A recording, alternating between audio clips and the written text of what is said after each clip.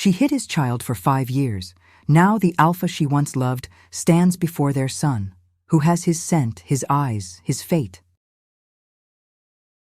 Moonlight ripples over Ironwood Valley, silver mist rising through the dark pines while thunder murmurs beyond the ridges. The great Ironwood Hall glows with torchlight, banners trembling in the wind that slips through its stone arches. Wolves pace outside, restless, sensing the storm gathering within. Inside, the air tastes of iron and tension. Rian Thorne stands before the council dais, his hands locked behind his back, shoulders squared in a pose that hides the tremor running through him. Across the chamber, Aria Vale waits, her healer's robes stitched with silver runes that shimmer whenever she breathes. She looks too fragile for this place of stone and law, yet every heartbeat radiates defiance. The elder's voice slices the silence. A healer's heart must serve the pack, not the alpha's bed. Gasps ripple through the circle of watching wolves. Aria lifts her chin, the soft amber of her eyes burning brighter. My gift doesn't change because I love him. Her voice is quiet, but carries like wind through pine needles, steady, steady, even while her pulse flutters in her throat. Ryan's gaze finds hers. For that suspended instant the council fades, the torches dim, and there is only her, the woman who once laughed with him beneath the cedars, who touched his scars without flinching, who believed there was more to an alpha than dominance and duty. He wants to reach for her. Every instinct screams claim her, protect her, choose her. But behind her, he sees the faces of his pack, the warriors who trust him to keep them safe, the families who would die if war broke between Ironwood and Black Hollow. He feels the weight of every life pressing against his ribs until he can barely draw breath. The elder leans forward. You know the terms. The Black Hollow Alpha demands alliance. His daughter's hand is the price. You will accept or watch these mountains burn. Aria's golden eyes flicker with pain. You said you would never let them dictate your heart. Rian's throat tightens. Aria, please don't make me choose between you and the pack. She shakes her head slowly, disbelief and heartbreak warring on her face. You already have. He tries to speak, but the words crumble. Inside him, his wolf howls, clawing to be free, to tear down every law that would take her from him. The council watches, waiting for their alpha's final word. At last, he forces the sound out, a sentence so cold it feels like dying. I, Alpha of Ironwood, release you from my claim. A healer cannot stand beside an alpha. From this moment, your heart and your oath belong to your circle, not to me. The words echo like a blade dropped into water. Torches hiss. A murmur of approval rolls through the elders. Relief through some, pity through others. Aria stands perfectly still. Then, with a controlled breath, she crosses the hall toward him. Her hand grazes his arm, the faintest brush of skin. A spark leaps between them, an invisible thread of what once was. Her voice trembles only once. Then may the Moon Mother forgive you for what duty has made you forget. She turns, her braids sweeping over her shoulder like the last stroke of a brush on canvas, and the heavy doors close behind her. No one stops her. No one dares. Rian does not move. The hall empties until only the crackle of torches remains. He keeps his eyes fixed on the place where she stood, trying to believe he has done the right thing. Duty over desire. Pack over self. He repeats it until the words taste like ash. When the torches sputter out and the shadows crawl across the stone, her scent still lingers, wild mint and moonfire. He inhales it like punishment, each breath carving him hollow. Outside, rain begins to fall. Aria runs through the forest beneath the storm, her cloak whipping against her legs, silver threads catching flashes of lightning. The earth is slick, roots grasping at her feet as if to pull her back, but she doesn't slow. Every heartbeat pounds with disbelief, fury, grief. The man who once swore she was his moon has traded her for peace built on lies. She reaches the ridge where Ironwood's lights fade behind the trees. The thunder drowns the sound of her sobs. She presses a hand to her chest, where the faint echo of their bond still flickers, then burns out. The pain is so sharp she almost falls. Wind howls through the valley like the cry of a wounded beast. She knows it's him. She feels his wolf calling, but she doesn't answer. She can't. The healer's code forbids her from turning back toward pain. She must move forward, must survive. Her wolf stirs beneath her skin, urging her to shift, to run faster, to escape before dawn brings witnesses. But she forces herself to stay human, to feel every drop of rain, every thorn that cuts her feet. Punishment and promise both. She crosses the riverbank at the valley's edge and collapses to her knees. Cold water bites at her skin.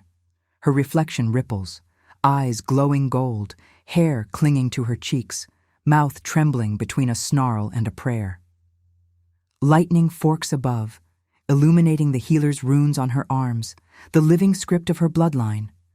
Her hand drifts to her abdomen, where something warm stirs, an unfamiliar rhythm beating beneath her own. She stills, breath catching. It's too soon to understand, but deep down her spirit recognizes it. A second heartbeat, faint yet steady, wrapped within her own. A sob escapes her, half fear, half wonder. "Moon Mother, what have you done?" Thunder answers. The forest seems to bow around her as if listening. In that instant she feels utterly alone, and yet not alone at all. She rises, trembling, and looks back once toward the mountains. Through sheets of rain, she imagines the silhouette of a great wolf on the ridge, howling against the storm. Her lips part, but no sound comes. "You'll never find me again, Rian Thorne," she whispers. Then she turns away from Ironwood, following the river down into darkness, her silver runes fading one by one until only the storm remembers where she went. Behind her, far beyond the trees, a single wolf's cry carries through the night, raw, mourning, endless. Dawn breaks 5 years later over the quiet lake town that lies beyond the Ironwood borders. Mist drifts low across the water, curling through tall reeds where herons sleep. The world here moves slower, untouched by pack politics and moonlit vows. It's a place where Aria Vale has learned to breathe again. Her cottage sits at the edge of the forest, small, thatched, surrounded by wildflowers and herbs that glisten with dew. Smoke curls from the chimney, carrying the scent of rosemary and pine resin. Inside, a kettle hums softly on the stove while a child's laughter rings through the rooms. Rowan bursts from his bedroom, curls tousled, eyes bright silver gold in the morning light. He clutches a carved wooden wolf in one hand and a piece of bread in the other. "Mama, there's a fox outside again. He stole one of your berries." Aria smiles from where she kneels beside the hearth, grinding herbs in a bowl. "He's hungry. We share with those who wander." Her voice carries that same calm strength she once used to soothe warriors torn by claws. But when she looks at her son, at his luminous eyes, so like his father's, something tightens in her chest. Rowan scowls, pretending ferocity. "If I was a real wolf, he'd never come near our garden." Aria turns, wiping her hands. "And if you were, who would tuck you in at night?" She presses a kiss to his forehead, her fingers brushing against the faint pulse of magic beneath his skin. It's always there, restless, waiting, as if something inside him remembers a life he's never known. She's taught him to hide it, to dull the glow in his eyes when strangers visit, to never speak of the dreams that wake him, dreams of mountains, of howling voices calling his name. He doesn't understand yet, but she knows one day he will. She keeps their world small. A few townsfolk know her as Aria Vale, the quiet herbalist who tends the sick and never attends festivals.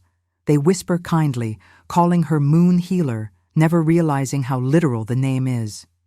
When the moon rises full, she closes her shutters and hums to drown out the sound of wolves in the distance. Sometimes, though, she steps outside when Rowan is asleep and lets the moonlight touch her skin. Her eyes glow faintly gold. The healer's mark on her arm shimmers back to life. For a few breaths, she allows herself to remember what it felt like to be whole. Before duty, before rejection, before she had to hide. Then she hears her son stir and goes back inside. Days pass like quiet ripples, but peace never lasts long where wolves are concerned. Rumors begin to drift through the borderlands, of rogue packs moving north, of wolves with no allegiance raiding travelers. Aria hears it from the hunters she sells herbs to. She keeps her head down, heart pounding with every story that inches closer. She tells herself it's only coincidence. Yet that night, she catches Rowan outside, standing barefoot under the moon. He's staring toward the forest, eyes glowing faintly. "What do you see?" she asks softly. Rowan hesitates. "Someone's calling. It sounds like me." A chill races down her spine. She pulls him into her arms. "You must never answer voices you don't know." "But what if it's family?" he asks. "What if they miss us?" Aria closes her eyes. "Then they should have come sooner." Her voice cracks only slightly. She tucks him back into bed, smoothing his hair until he falls asleep. Then she stands at the window, staring into the endless line of trees, the ache in her chest old and familiar. Far beyond the valley, Rian Thorne rides through rain and fog, following a trail he doesn't understand. The scent is faint, herbs, cedar, and something that once burned bright in his blood. For 5 years he's buried himself in duty, fighting rogues, rebuilding defenses, ruling a pack that respects him but never warms to him. His beta says the alpha sleeps with one eye open and one heart missing. He's long since stopped arguing. But tonight, the wind shifts. He halts his horse at the ridge overlooking the borderlands. The rain carries a whisper of mint and moonfire. He freezes, every muscle trembling. It can't be.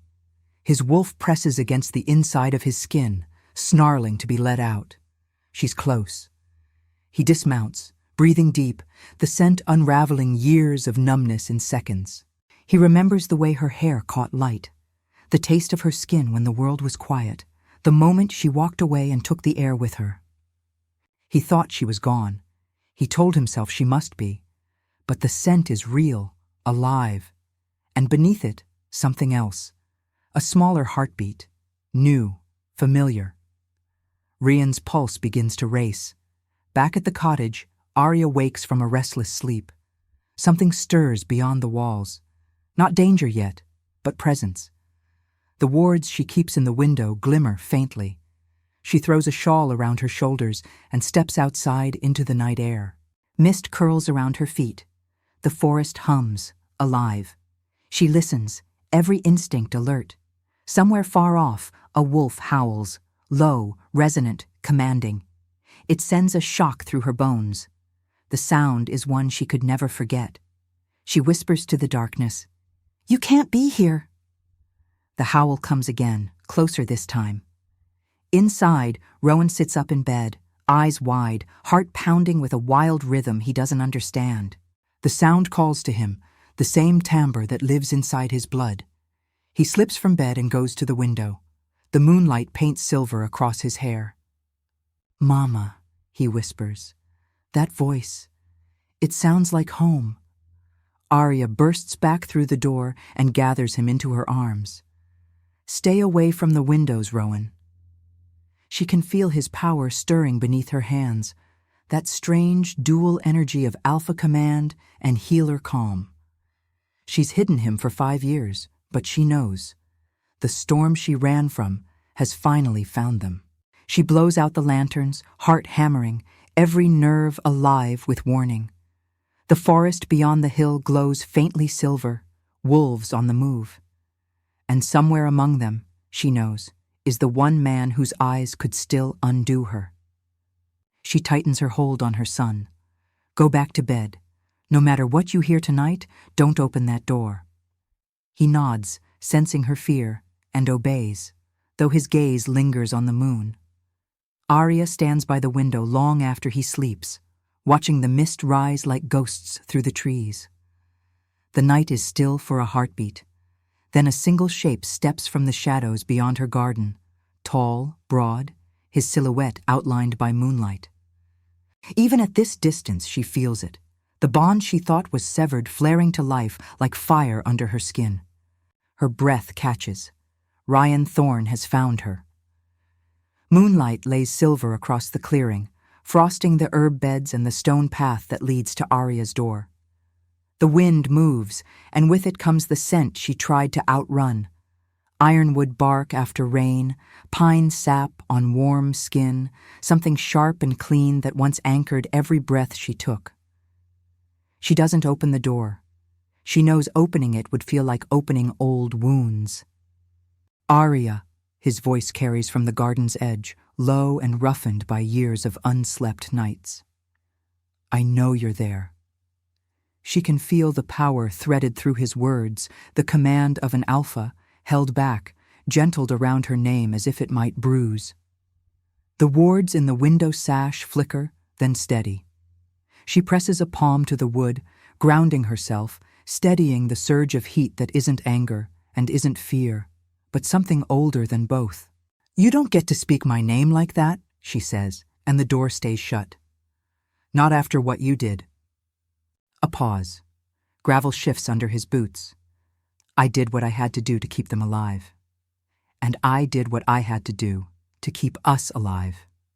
Her voice is soft enough that only a wolf would hear it. She knows he does. Silence falls, the kind that crackles. A moth taps the glass. Far off, a nightbird calls and is answered. Then the handle turns, not enough to enter, only enough to remind her that the man outside could snap the lock like a twig and doesn't. The restraint unravels her more than force could have. Open the door, he says, quieter now. Please. She inhales once, steadying, and draws the bolt. The door swings inward on a breath of cold air and pine, and there he is, wet from mist, hair darker than she remembers, a scar, pale across his collarbone like a crescent of frost. The silver ring in his gray eyes flashes when he takes her in, from the shawl she clutches to the runes on her forearms that are brightening by instinct. Neither of them speaks. For a heartbeat, the years collapse. She is the healer who used to stand on her toes to kiss his storm-warm mouth. He is the alpha who asked her to teach him how to breathe when the crown weighed too much. Then, memory catches up like a blade across skin. You found me, she says. I never stopped looking. His voice roughens. I smelled you on the wind 3 nights ago. I rode until my horse bled. If you'd moved with the dawn, I would have lost you again. Maybe you were meant to. No. A single word, iron and oath. No. He swallows whatever else he'd say and glances past her shoulder toward the darkened hallway where a child's toys are neatly stacked in a woven basket. She steps into his line of sight, blocking it, and he lifts his hands in surrender, palms open. I won't cross your threshold unless you ask. The old ache pulls through her ribs, that painful sweetness of wanting to believe him. She shifts her weight, undecided. The house seems to hold its breath. From the back room, a floorboard whispers. Rowan, she says without turning, stay where you are. Small feet hesitate. Then the soft patter crosses the hallway in defiance of every rule she set, and Rowan appears in the doorway to the sitting room, hair sleep mussed, eyes silver gold in the candle glow. He clutches the carved wooden wolf in one hand. His gaze lands on the man in their doorway and doesn't move. Something inside the air loosens and tightens at once. Rian doesn't breathe. His hand grips the door frame.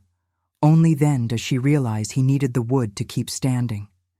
She thinks absurdly that the hall is too small, that it cannot hold this much silence and the old bond and the new heartbeat all at once. Aria, he says, but it's not a plea this time. It's a prayer. Whose child you already know. She does not soften the words. She doesn't have to. The truth moves between them like a current seeking ground. Rian's eyes find Rowan's and widen with a wonder that looks like pain. He takes one step inside without thinking, then stops at the line of juniper she's laid across the threshold. His throat works as if the words he needs are stones. He tries again, quieter. How old? 5. His jaw trembles. For a man who has stood unshaken in the eye of wars, the smallness of that number destroys him. He drops to a crouch, bringing himself to the child's height, careful to keep his hands visible and still. "Hello," he says, voice hoarse and formal as if addressing a king. "I'm Rian." Rowan studies him. "I know," he says simply. Rian swallows. "You do? You sound like the voice from the hills." Rowan's brow furrows. He glances at his mother, then back. "Mama says not to follow voices, but they weren't words. It was like a wind that knew my name." Rian's breath leaves him in a shudder. He looks up at Aria, 1,000 questions breaking across his face. How did he? When did he? Why didn't you? But the moment is too small to hold them. He focuses on the only one that matters. "May I?" His voice falters. "May I come in?" Aria's fingers tighten around the edge of the door. She thinks of the night she ran, and the river that held her reflection, and the second heartbeat she felt like a secret candle. She thinks of every winter she kept a fire banked for a man who would never return, and the cruel truth that he has. "Step over the juniper," she says at last. "If you cross, you do it with a vow." Rian nods once, grave. "I vow," he says, and the vow is not just to her. He knows it and lets the knowing burn him clean. "I will not harm what you protect. I will not take what you do not freely give. I will not command where I should ask." The wards sigh as he steps across. The house accepts him without liking it. He comes to his knees before Rowan again, careful, reverent. Up close, the boy's scent aligns the world. Ironwood and mint, and something bright as rain on hot stone. Rian's palm hovers, not touching. "May I see your eyes?" he asks softly. Rowan blinks. The silver gold brightens instinctively, catching the candle flame and multiplying it. Rian's breath breaks. "Moon, keep me," he whispers. Yours, Aria says. The word is blade and balm. Rian looks at her like a man who has found the shoreline after drowning for years. He bows his head, not to the healer or to the woman he lost, but to the fact that she kept breathing and kept their child breathing when he was not there to guard them. "I should have come sooner," he says. "You couldn't." She hears how true it is and hates it anyway. He lifts his gaze to the boy again. "Rowan," he says, tasting the name like a blessing. "That is your name?" The child nods, solemn. "Rowan Vale." His chin tilts toward his mother, as if it is a banner he carries. Rian's mouth tightens, grief and pride war in his throat. "Rowan Vale Thorne," he says softly, and the sound of it finds a place in the room like a key turned in a long-locked door. Aria inhales sharply. She should refuse. She should tell him names are not bridges he can cross.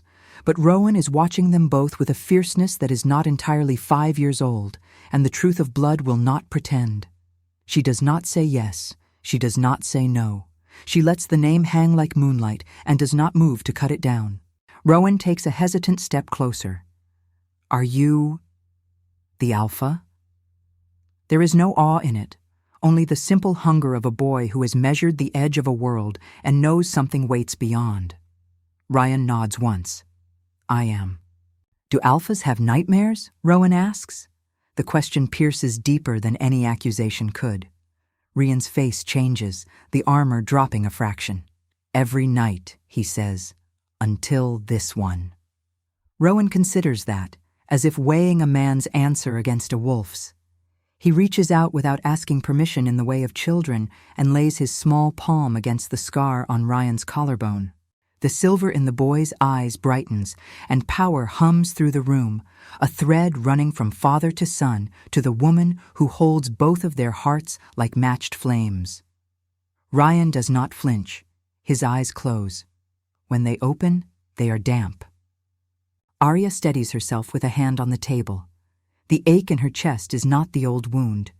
It is something newer and more dangerous, a wanting that is not just for the man before her, but for the life he brings into the door with his name. She forces her voice steady. "You cannot stay," she says. Rian's jaw flexes. Rogues are hunting a rumor of a gifted child near the borderlands. I tracked them through 2 valleys. They are hours behind me, not days. He turns his face toward the door, listening the way wolves do, with bones and blood. They know enough to be deadly. If they find this house... They won't, she says, but her voice lacks conviction. The wards flutter again, warning rather than reassurance. I won't take him from you. He hears the flinch she cannot hide and amends. I won't take either of you, but I will not leave you for carrion hunters. He meets her eyes and lets her see the truth there, raw and without pride. If you tell me to go, I go. But I will camp at the edge of your land and die on it before I let them cross. Rowan looks between them, small and straight-backed, fingers curling into the carved wolf. Mama, he says softly, I don't want anyone to die. Aria's throat tightens until a word would be a wound. She understands then that the choice before her is not yesterday's choice, love versus duty, but today's, fear versus family. She can keep running and teach her son that home is a thing with wheels, or she can anchor here and let the storm break and be done with breaking. She nods once. It is not surrender. It is a healer's decision made at a bedside when bleeding will not stop. Press harder, hold longer, save what you can. You can stay until dawn, she says. We leave for Lake Glen before the light. She swallows and forces the rest out. If the road is clear, you go one way and we go another. Rian accepts the terms with a soldier's calm that doesn't fool her. I'll take the watch. He stands, but Rowan's hand catches his sleeve, small fingers sure. Will you? The boy hesitates, almost shy. Will you tell me about the hills? About wolves?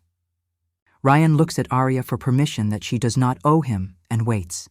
She lifts a shoulder. Yes, maybe, not long. He crouches again and tells the boy in a low voice about the high meadows that bloom with lupine in summer, about snows that squeak under paws, about rivers that taste of stone and salt and sky. He does not say our pack or my territory. He says a place and leaves ownership outside the door. Rowan leans nearer, head full of mountains he has only known in dreams.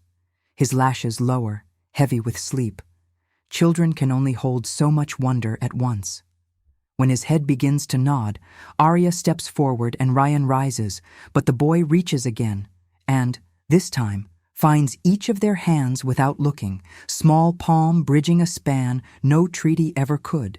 They stand like that for a heartbeat that feels like a vow. Aria lifts Rowan and carries him back to bed, smoothing the hair from his forehead, waiting until his breathing falls into the deep cadence that used to anchor her on bad nights. When she turns, Rian is in the doorway, not crossing the threshold, not presuming. She recognizes the discipline and suspects it costs him blood.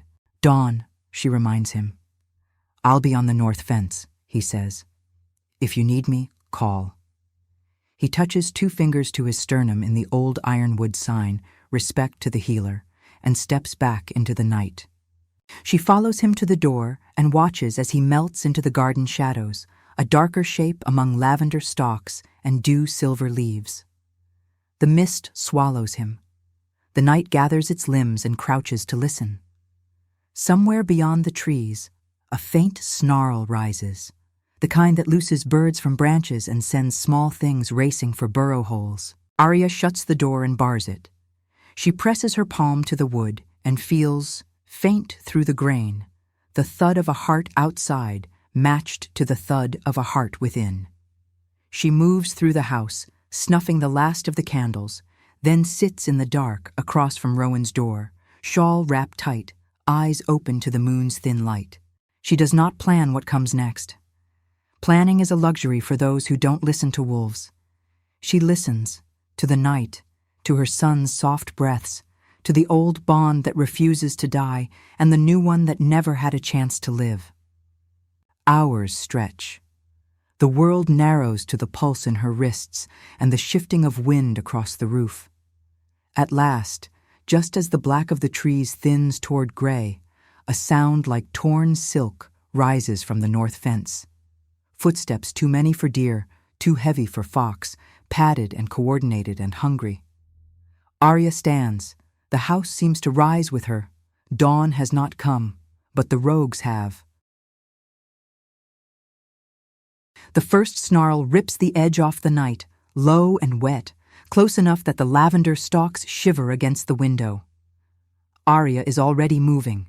She slips into Rowan's room and lifts him without a word, his head lolling to her shoulder, his small hand still clutching the carved wolf. He murmurs, half asleep, "Mama? Shh, wrap your arms, tight." She feels him obey, legs cinching her waist, heartbeat rabbiting against her collarbone. Outside, the fence groans. A second snarl answers the first, then a third, triangulated, disciplined, not starving loners, a pack that learned to hunt packs. Aria crosses the dark sitting room, palm brushing the wall where she braided herbs months ago. The ward threads warm under her touch, waking. She reaches the door and presses her hand to the wood. "Rian," she whispers through the grain. "North fence?" The answer comes not in words, but in a shock through her bones, the way a struck bell rings in its twin. Then, closer. The padded drumming of a massive wolf's sprint, claws taking soil, a body hitting the fence like a storm thrown low to earth. She sets Rowan down behind the table. "Stay beneath. If I tell you to run to the crawl space, you don't look back. I can help." The silver in his eyes sparks to life. "You are helping. You're staying hidden." Her hand cups his cheek. "You are my only line that doesn't break." He nods, swallowing, and slides under the table. Aria turns to the door, pulls the bar, and steps into the pre-dawn cold. Fog moves like breath. On the north line, the shape of Rian's wolf is a dark mountain framed in thistle and frost.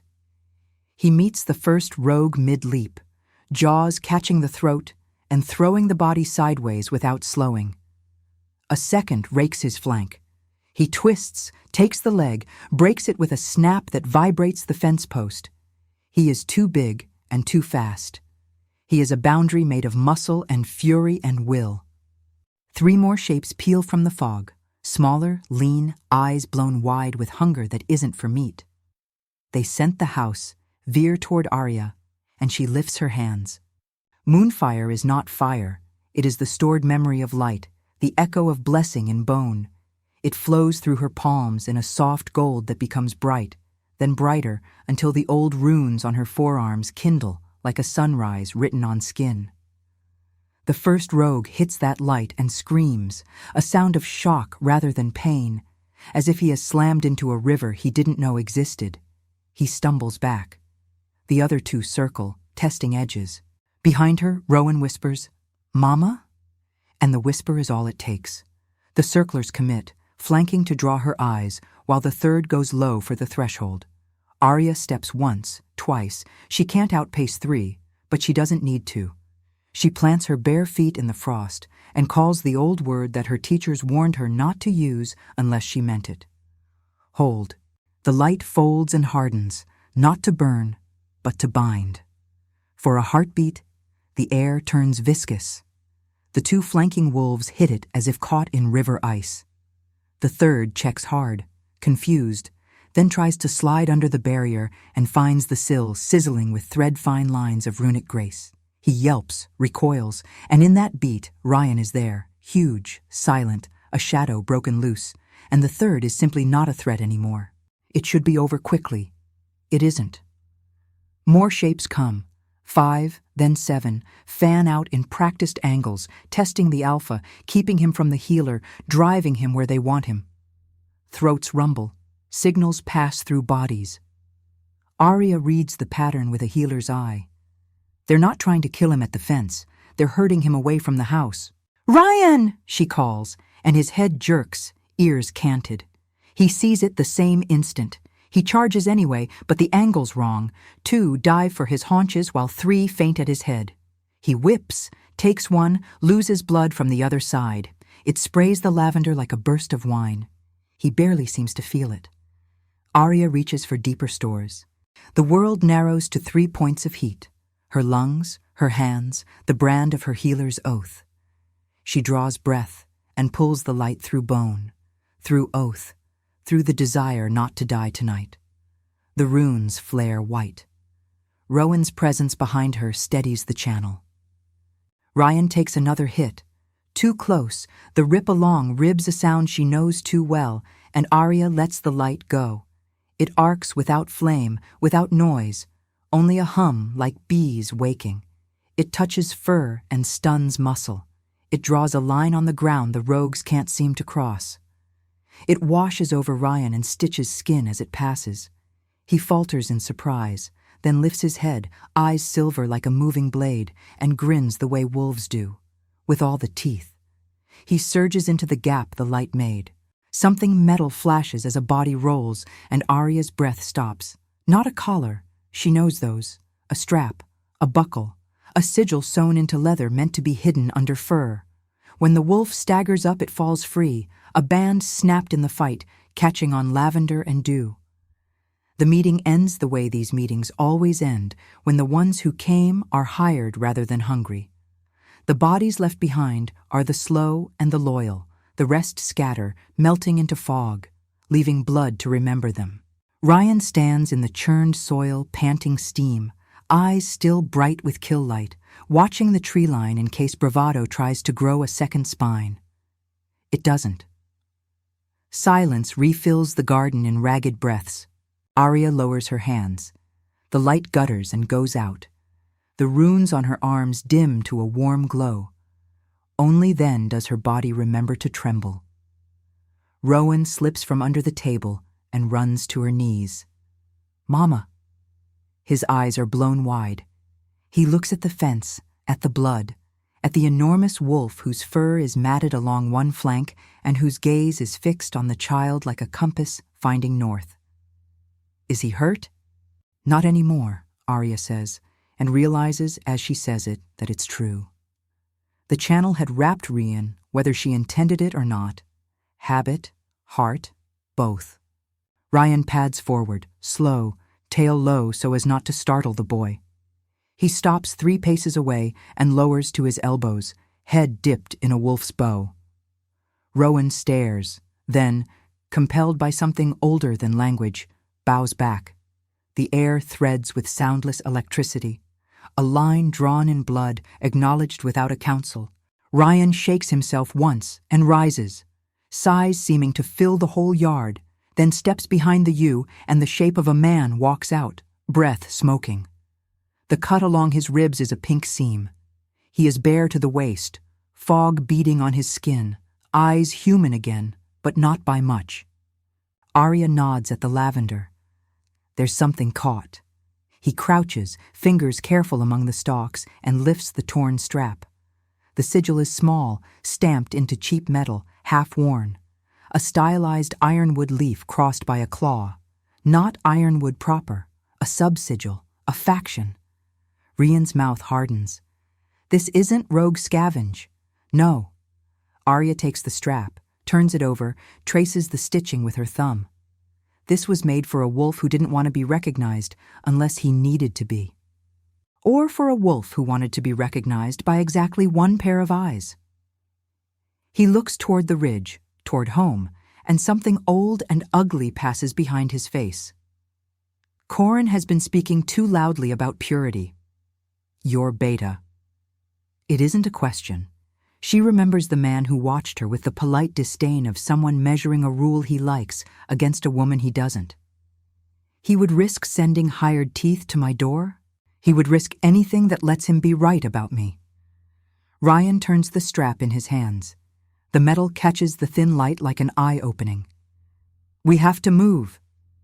Aria looks at the cottage, a whole life built out of quiet and refusal, and knows it is nothing against what is coming. She kneels to Rowan, smoothing bloodless fingers through his hair. Pack a bag, only what you can carry. Warm clothes, the small blanket. Your wolf. Rowan nods and runs, small feet already forgetting to be silent in his haste. Aria stands, swaying once, the edges of her vision fuzzing with the afterburn of too much channeled too fast. Rian steps into her space, not touching, but there like a wall that learned manners. How long can you travel? He asks. As long as needed. She meets his eyes. I won't slow you. You never did. The softness is unguarded and gone in a blink. We'll cut along the creek bed to lose scent, then up the old logging road. My people will meet us at Stag's Gate if they got my call. You called them? I howled it. One corner of his mouth tilts. They're trained to hear me even when I pretend I'm not asking. They move. The cottage receives their leaving without complaint, as if it always knew it was a harbor, not a home. Aria takes the small things that hold a year, the worn wooden bowl, the shawl, the packet of herbs that stop bleeding faster than hands can. Rowan appears with a bag that sags and a face solemn with trying not to cry. She kneels. You're brave. Am I brave if I want to bring the blue cup too? You're brave because you told the truth. She kisses his forehead. We'll get you another blue cup. They slip into the trees while dawn is still more idea than light. Rian runs point, human now for speed on two legs, head turning in short checks, reading wind and bird calls and the way the ground remembers feet. The creek bed steals their scent and gives them the cold quickness of water. Rowan's hand holds Aria's as if the two of them are one body learning to balance. They move until the sky begins to pale, blue threaded into black like breath into lungs. At Stag's Gate, two shadows separate from the stonework, then straighten into wolves that become men. They drop to one knee simultaneously, the movement so practiced it might be a greeting or a prayer. Alpha, the taller says, eyes flicking to Aria, to Rowan, then back without widening. Professional. Perimeter swept, no tails that we could find. Beta? Rian asks. Corin's in the hall, rallying elders to discuss borders. The man's mouth tightens. He's already made it sound like you crossed them. I did, Rian says, not missing a step as he moves past. For good reason. They pass under the gate and into Ironwood proper, the world widening suddenly into known forms, the rib of the mountain on the left, the meadow that turns purple with lupine in summer, the river that keeps secrets until it floods them. The pack wakes under their feet, windows brightening, smoke rising, dogs barking and going quiet again when they taste the air. By the time they reach the hall, eyes watch from shadow and sill, whispers purling together, carrying one name that has not been spoken here in 5 years. Aria. Inside the great chamber the elders already wait, a line of grey heads and sharp stares. Beta Corin stands half a step in front, not an accident. He smiles without warmth when they enter, and lets his gaze slide over Aria, as if she is something delicate that might crack if he stares directly. He looks at Rowan longer, and the look is calculation disguised as concern. Alpha, Corin says, as if the title could be a leash. You bring outsiders through our gate at dawn. My Luna and my son, Rian answers, voice stripped to clean blade. Mind your nouns. A ripple runs through the elders, shock, fury, fear, but it breaks against Rian's stance and goes nowhere. Corin lifts his palms, keeping them pretty. No one doubts your feelings, but this is not merely a matter of the heart. Bloodlines are my problem, Rian says, and the silver in his eyes brightens. And my solution. He steps forward, and the room seems to tilt toward him. He is not shouting. He does not need to. This child is mine. I name him Rowan Thorne. He is heir to Ironwood by blood and by right. Anyone who says otherwise can prove it outside. Silence. Not the respectful kind, the kind that precedes a storm. Corin recovers first. We must vet such a claim before the pack, Alpha. There are tests. Then let the pack test me. Rian turns, opens his palm, and Rowan, who has been pressed against Aria's side, watching like a wolf cub at the mouth of a den, steps forward without prompting. He takes Rian's hand. The room inhales. Aria's throat tightens. Her body remembers standing in this hall 5 years ago, with every pore begging him to say her name, and what he said instead. Now he doesn't speak it. He makes it. He stands between her and any law that would scrape her bones clean and calls her what the moon always did. Luna. Corin's mouth thins. And the healer? He asks, trying on a new blade. Will she ask forgiveness for breaking her oath? Aria steps forward before Rian can. I did not break my oath, she says, the calm in her voice a lake with deep, sharp rocks beneath. I served life, even when life did not serve me back. She lifts her forearms, the runes gleam like dawn. If an oath requires me to deny my child breath, then it is not an oath but a chain. I'm done with chains. Corin arches a brow, the picture of reason masking spite. Reports spoke of moonlight on the northern border, a healer's light fierce enough to burn rogues to ash. Perhaps rumor lies, but if not, what would you call that, if not the weaponizing of sacred gift? Aria meets his gaze. Rumor or truth, I healed what I could and protected what I must. My hands are still what they were, meant for life. Her words land, and the crowd's weight shifts in her favor. Wolves recognize courage, they can smell it. A sound breaks from the back of the chamber. Not approval, not disapproval. Something that could be either, could be both. Wolves understand when someone bites a chain. Corin sees the shift and goes cold. The black hollow remnants mass at our border, he says, pivoting. They claim your decisions have weakened us. Then they can test that claim on our teeth, Rian says. He looks at Aria and at Rowan and then at his pack. I will not ask you to love who I love. I will require you to obey the law of this house, that we protect our own. He lifts Rowan's hand and lays it over the scar on his chest, right where the mark will sit when it is made formal. The boy's palm is small, warm, steady. The air thickens with a feeling that isn't quite ceremony and isn't quite threat, but tastes like both. Rian's voice drops to a tone the walls remember. This is Ironwood's heir. This is Ironwood's Luna. If you would stand for Ironwood, stand now. For a breath, no one moves. Then the tall warrior from the gate goes to one knee, another follows, then a third, then a fifth, until the floor ripples with bodies bending not to a man, but to the shape of the pack that holds them alive.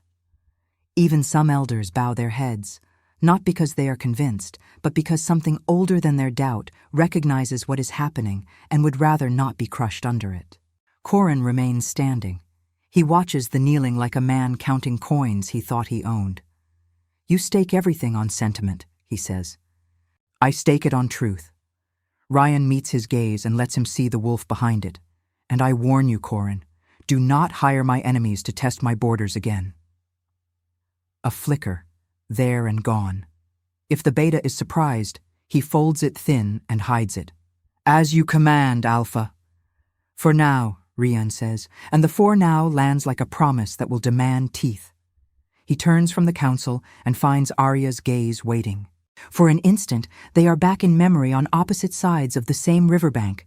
She running, he calling through the storm, the water between them filled with everything unsaid. Only now there is a boy between them whose pulse is a bridge, and a war won't stop at the door if they pretend long enough. Rian breathes once the way she taught him. You and Rowan will take the east chambers, he says, voice steady for the room, softer under it for her. You'll be guarded by those I trust. I'll meet with the captains by the hour's turn. By nightfall, they'll come. We end this where it started." Aria nods. She looks past him to the high windows, where morning finally breaks, thin and clean. "Then let the moon see us this time," she says. "If we make vows, let her witness." He bows his head, not in submission but in agreement. She will. As they turn to go, Rowan tightens his grip on both their hands, one small palm for each. Outside, the voices of the pack rise, not scattered, not one note, but many moving around a center that has just been set. Somewhere on the ridge, a wolf howls, and another answers and another, until the sound wraps the hall like a ring pulled warm from a forge. The war is coming, but so is the moon. Dusk bleeds out of the sky all day, a thin blade of sun sliding behind the Ironwood ridge until the world holds its breath and waits. The pack moves like a single animal preparing for a blow, fires banked low, children drawn into the inner dens, scouts slipping between trees like thoughts. In the east chambers, Aria wraps Rowan's small hands and shows him how to breathe the way healers do when the world tries to run too fast. In 4, hold for 4, out for 6. He mimics her, brave as a pup who wants to be a wolf. "Stay with Lisa," she says, tying the last knot and glancing to the doorway, where the young warrior stands steady and pale. "If anything breaks the inner circle, you take him to the south tunnel. You don't wait for permission." "Yes, healer," Lysa says. Her eyes jump to Rowan, soften, then set again. "I'll put myself between him and anything with teeth." Rowan's lips thin. "I can help." "You already are," Aria says, touching his cheek. "Help me by breathing. Help me by staying where I know you are." His lower lip trembles, but he nods. When she straightens, he reaches for her shawl. "Will you come back?" "I will," she says, and the promise feels like a bridge she intends to build with bone if she has to. "Moon, keep you." "And you," he whispers, and Lysa takes his hand. Aria steps into the corridor, and the hall greets her with sound, the low thrum of drums echoing once, twice, to call wolves home to the lines they'll hold. Orders passing from mouth to mouth like clean water. Iron buckles, leather, breath. Rian waits at the stair with 2 captains and the tall warrior from Stag's Gate. He has a shirt now, dark and close, the seam she mended beneath it a whisper against skin. The silver ring in his eyes catches torchlight. "Scouts mark movement at the north and west," a captain says. "Black Hollow's banner with them, ragged but there." "Numbers?" Rian asks. "Enough to test our bones," the warrior says without drama. Rian turns to Aria. All the words a man should say to a woman he loves before a fight flicker across his face. "Be safe, stay here, forgive me if," and die there. "With me," is what he says. "With you," she answers. They move through the hall and out into the twilight yard. The ridge looms, teeth against a wine-dark sky. Torches line the inner palisade, flames kneeling in the wind. Wolves flow into formation, the north line braced along the creek, the west anchored by the old sentinel stones, the center a cord drawn tight in the meadow, where lupine will bloom when all this is memory. The scent of pine pitch and wet stone deepens. Far beyond, something snarls, a sound set to lure fear into the body and let it know its name. Rian lifts his chin, and the sound of his howl breaks cleanly against the ridge and pours back down like rain. Ironwood answers from 100 throats. The chorus rides the last of the light and then drops, timed to the first impact. They come not as a tide, but as a net, thin lines cast wide to pull, then tighten to choke. Black Hollow's remnants wear their shame like armor. Their alpha, gaunt and cold-eyed, carries his ruin as if it were proof of righteousness. Behind him run wolves that smell like ash and old grudges. The first clash is noise and heat and breath against fur. Aria does not burn the air. She doesn't have the luxury of spectacle. She threads herself through the line where it thins, hands bright, runes waking from wrist to elbow. A warrior stumbles, throat torn shallow. She seals the cut and pushes him back into the river of bodies. Another crumples, leg broken. She knits the bone enough to let him crawl to cover. Rian cuts a path that widens whatever ground she makes. He fights like he was born with the ridge in his ribs and the law of the valley in his teeth. The Black Hollow Alpha finds them the way magnets find true. He is leaner than pride and twice as sharp. His voice rakes the air. You threw away the bond that would have saved us all. You chose a healer's bed over a nation. Rian's laugh is a single bar of iron. I chose not to be your leash. Then I'll make your child mine, the man snarls and launches. Rian meets him in the hollow, at the meadow's edge. Bodies sluice aside at the force of it, two rivers colliding, the shock sending spray of dirt and blood. They roll, snap, slam shoulder to shoulder, a history of choices speaking in muscle. The Black Hollow Alpha feints for the throat. Rian gives him the shoulder and takes his side instead. They break apart and circle. Aria holds the line for the space of 3 heartbeats, then the net tightens where she isn't. She tries to split herself and discovers limits she doesn't accept. She flings light like ropes and pulls a boy out from under a strike, burns a ward into the earth with the heel of her hand, then spins toward the hollow where the fight pulls sense like a whirlpool. Stay in the line, healer, someone calls from behind, one of the captains maybe, but the warning drowns in the roar of wolves. Aria runs.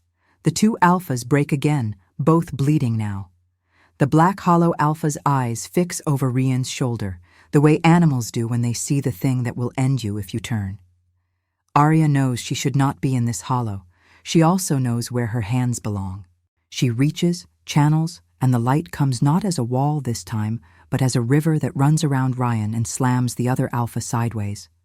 He hits stone, yelps like a man catching his hand in a door, and recovers with a snarl that shows too many teeth for logic. His gaze finds her. Things in it that have nothing to do with strategy and everything to do with punishing a world. He charges. Rian moves faster than thought. He takes the hit meant for her. The sound when they land is wet and dull, the noise of breath losing its place. Aria's palms are already to his ribs, the wound deep hot. She drives power into him like air into drowning lungs. The world narrows, bone, muscle, torn flesh, stitch, stitch, stitch. Rian's breath fights back. His heart pounds against her hand. Look at me, she says, and he does, wolf bright and human and hers. The Black Hollow Alpha lunges again. Aria twists, throws what she has left. The light catches him in the chest and hurls him into the sentinel stone with a crack you feel in molars. He slumps. The pack surges, sensing an edge. The enemy line wavers, then floods to protect their fallen leader. Aria sways. The river she pulled is gone from her hands. The source is there, but the vessel is empty. She tries to draw, and the world goes black at the edges. Aria! Rian's voice is a rope thrown across a ravine. He is standing, hand on her shoulder, holding her up by will. Blood slicks his side, tacky under her palms. She realizes it's his and her magic both. Enough, he says, and the word is not command, but mercy. You've done enough. Not until... She doesn't finish. Her knees go soft and the ground tilts. The night rushes at her, a field of dark water. Rian catches her before the fall completes and drops to both knees, cradling her as if the battle has suddenly turned into a church. The wolves closest to them slow. Even enemies pause when they see something like this. He touches his forehead to hers. Forgive me, he whispers, and his voice breaks, and then he opens his mouth and makes a different sound. Low, old, the syllables of a rite not used in this valley for a generation. He bares his throat to the sky. The silver ring in his eyes pours into the air like breath turned visible. His teeth graze the skin above Aria's heart. It isn't biting. It isn't gentle.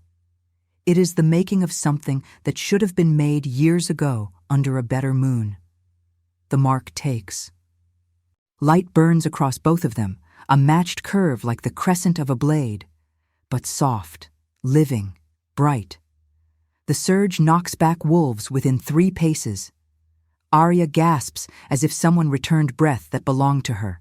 Her runes flare, then settle, threaded now with the silver he carries. Rian's wound closes beneath the sign. A murmur spreads through Ironwood, a sound like wolves seeing a fire start in rain. The pack's center of gravity shifts around the kneeling pair and locks. The Black Hollow Alpha staggers upright, feral with fury. "Blasphemy!" he spits. "A healer bound to a blade? You've made a curse." Rian stands with Aria's hand in his, unsteady only until she tightens her grip. "We've made a law," he says, and his voice carries the way iron carries heat. "You don't touch what breathes behind me." The clash resumes as if the world exhaled. This time Ironwood moves like river over stone. Confidence hardens men into towers. The enemy line bends. It might break. And then a sound threads through the chaos that is not wolves or steel or breath. "Mama!" It is small and high and carries like a thrown knife. Aria whips toward the east, horror a cold hand inside her chest. Rowan stands on the inner edge of the meadow. Lysa a step behind, eyes like coins. They are where they should be, just behind the secondary line, but they are visible, and visibility is invitation to monsters.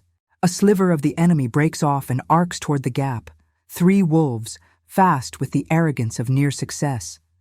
Rian reacts. He is motion and threat, but distance is a law, and laws don't bend for love. Aria pulls. The well is shallow and burns. She could throw enough to stun one, maybe. It won't be enough. Rowan steps forward. He is not big. He is not trained. He lifts his chin in a gesture that looks like his father and speaks a word that sounds like his mother. It is not a shout. It is not loud at all. It lands in the chest like the first time you heard your name and understood it belonged to you. Stop. The field stops, not the whole of it, not the parts where men are already falling forward into the motion they began. But enough. The 3 wolves aimed at him falter, as if the earth thickened. Their paws skid. Their muscles lock in confusion. Their eyes flare with fear that isn't about teeth. Rowan breathes in, the way Aria taught him. His eyes blaze silver gold, clean and soft. He lifts one small hand, palm out. No more hurting. Power moves from him like the scent of rain into a dry room. It does not crush. It does not burn. It settles. It tells bodies what they already wanted and didn't know they could ask for. Wolves lower their heads without meaning to. Blades hesitate. The Black Hollow Alpha snarls and tries to push through it, and the effort makes him sway as if something inside him remembered a time before hate and hated that it remembered. Aria has no words. Her face is wet and she doesn't remember crying. She reaches for Rowan and feels, not taking, not giving, the way healers touch a stream to know how cold it runs. The boy's power isn't a command alone, it is a bridge. Alpha and healer both, it says. Hold and mend. His gift moves through the pack and finds quiet muscle after quiet muscle until the whole field breathes at the same depth. The battle does not end in a cheer. It ends like a fever breaking. Wolves stand where they are and look at their hands. The enemy drops to haunches, panting, the oxygen of rage gone from the air. Someone sobs once, short and embarrassed. Rian's chest rises and falls under Aria's palm like something that has been holding a door closed for a decade and just let it swing.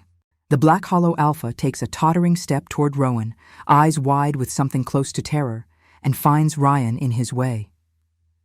The 2 men look at each other. So many sentences could press their shapes between them. Only one matters. "Leave," Rian says. "Take those who can walk. Bury those who can't. This ends now." "Mercy," the man spits, but his voice lacks teeth. "Law," Rian answers. The enemy Alpha hesitates, then lifts his chin to his people. What remains of them gathers their broken and begins to pull back, not in triumph, not even in defeat, but in the simple mechanics of stopping. They fade into the trees, thread by thread, until the night holds only ironwood and the sound of its own breath. Silence has a different face at the end of a fight. It is larger, heavier, grateful, and terrible. The drums do not sound, the pack doesn't howl. They wait. Rian turns, every line of him softened by something that has cut him and decided to be a blessing instead. He looks at Aria first, always first, and then at Rowan. His mouth tries to shape a smile and gives up in favor of truth. You did that, he says to the boy. Rowan swallows.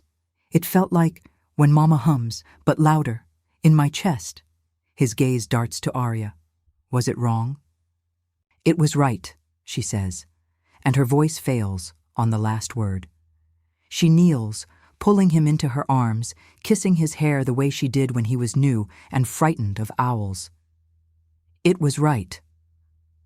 Rian drops beside them, not caring that the grass is wet with battle and the air tastes like knives. He touches his forehead to Rowan's and then to Aria's. The mark on his chest glows faintly, answered by its twin on her skin. Ironwood will talk about this night for 100 winters, he says softly. They will say the pack didn't win because it was strongest. They will say it won because it remembered what it was for. What is it for? Rowan asks, serious as quartz. Keeping breath where breath belongs, Aria says, and Rian nods as if she has just spoken the only law that matters. Around them, movement begins again, not the rattle of readiness, but the slow work of after. Wounded rise with help. The fallen are named. Torches are raised to light the ground as if to tell the night what it already knows. Lysa approaches with her hands unshaking and her face wet and bows to Rowan with something like awe and something like thanks. Rian stands at last and offers Aria his hand. When she takes it, the moon lifts fully over the ridge, a coin turned white by fingers. He raises her palm and presses it to his marked chest. His voice travels, not because he shouts it, but because the valley carries what it wants to hear. Ironwood, he says. Witness. Heads turn, backs straighten. Even the trees seem to change the angle of their listening. This is Aria Vale, he says. Healer, wolf-born, the one I should have named beneath another moon and did not. I mark her now before you and before the mother. He doesn't bite this time. He lays his mouth gently where the light already lives, and the mark brightens for a heartbeat, like a star remembering itself. The pack bows, not to a show, not to a romance, but to a center that settled finally where it always belonged. And this, he says, drawing Rowan between them so the boy stands with one hand on each of their hearts, is Rowan Vale Thorne. Heir, when he is ready, and not before. A murmur moves like wind through summer grass, acceptance, relief, a few pockets of stubborn silence that will have to learn. Rian looks to the ridge, where the black hollow remnants have gone, and lifts his chin once more. The howl he gives is not a challenge and not a mourning. It is a naming, long and full and clean. Voices rise to meet it. Aria's not among them. Healers don't howl in the old rite. But her eyes shine like the moment after a wound closes and the skin is whole and not yet sure it can hold. Later, when the fires burn hot and food finds hands and laughter shakes itself awake from undershock, Aria will take Rowan to the river that keeps secrets until it doesn't. She will stand on one bank and Rian on the other, and they will step in until the water covers their knees and the current accepts them both. But for now, she leans into the warm line of Rian's shoulder and listens to her son's breathing steady against her side and lets the night be simple. The war did not end the world. It set it right. If you like this story, please like, share, and subscribe. It helps this channel grow. Thanks for watching.